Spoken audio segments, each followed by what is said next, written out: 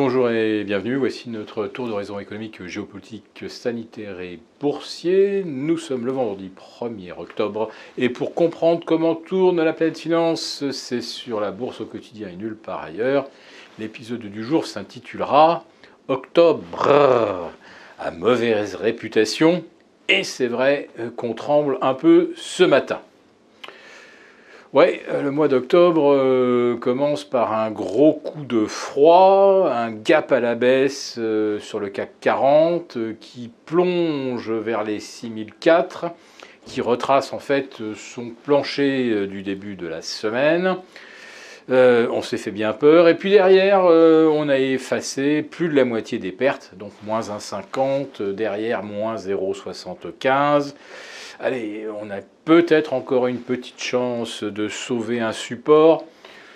Je ne miserai pas ma chemise là-dessus. D'autant que les trois principaux indices US sont au bord de la rupture. C'est chose faite en ce qui concerne la tendance, aussi bien pour le Dow Jones que le S&P ou le Nasdaq. Et en plus, sur le Nasdaq, vous avez une autre rupture, celle d'un support bien identifiable à 14 500. Alors vous me direz, on n'est pas très loin en dessous, et qu'à 0,5% près, faut peut-être pas se précipiter pour valider un signal baissier. Néanmoins, il n'y a plus aucune marge de sécurité à la baisse, ni sur le S&P, ni sur le Nasdaq. Alors sur le S&P, on est actuellement à 4300.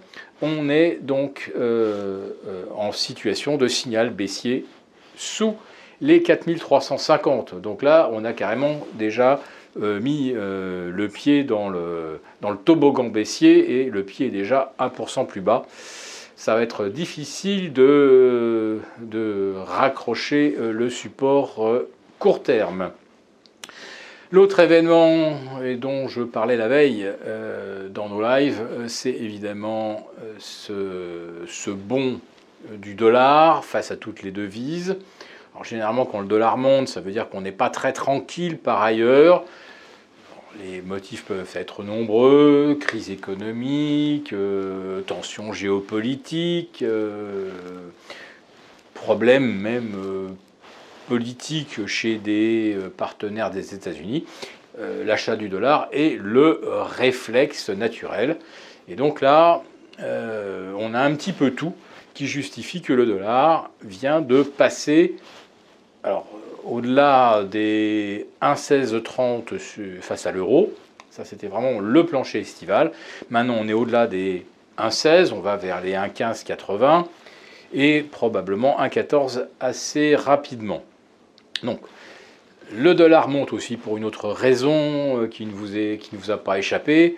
On parle de tapering, on parle de durcissement monétaire. On a de l'inflation à 5% aux États-Unis et à 4% en Allemagne. Que voulez-vous qu'il advienne ? On anticipe une montée des taux d'intérêt. Donc une hausse de taux d'intérêt, c'est la hausse de la rémunération du dollar, forcément. Voilà. On sait que la Fed agira comme d'habitude, probablement avant la BCE. Donc on anticipe un différentiel de rémunération favorable au dollar, d'où la baisse de l'euro.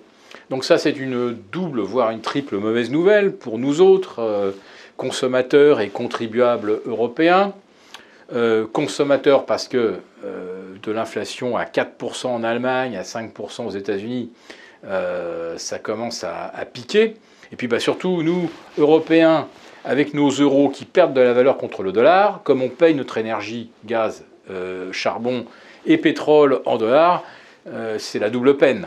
Donc, ça renchérit forcément le coût de la vie. Derrière, les États mettent en place des filets de sécurité pour essayer d'amortir la hausse du prix de l'énergie. Donc les États s'endettent. Du coup, ça fera plus d'argent à rembourser en plus de la crise du Covid. Donc évidemment, d'ici les élections d'avril 2022 en France, ça sera open bar, on rase gratis pour 3 pleins, un plein remboursé. Mais après, forcément, il faudra payer l'addition. Donc, je vous le dis, c'est une triple mauvaise nouvelle. le coût de l'énergie augmente, ça gonfle notre facture, le dollar baisse, ça affecte notre pouvoir d'achat. On s'endette et ça compromet la future croissance et ça se soldera forcément par une hausse de la fiscalité, une baisse des prestations sociales. Donc, je vous le dis, ce que nous sommes en train de vivre actuellement, ça s'apparente véritablement à un basculement. En l'espace d'une semaine, les taux ont basculé, les semi-conducteurs ont basculé aux États-Unis. Maintenant, le dollar bascule et les indices US basculent.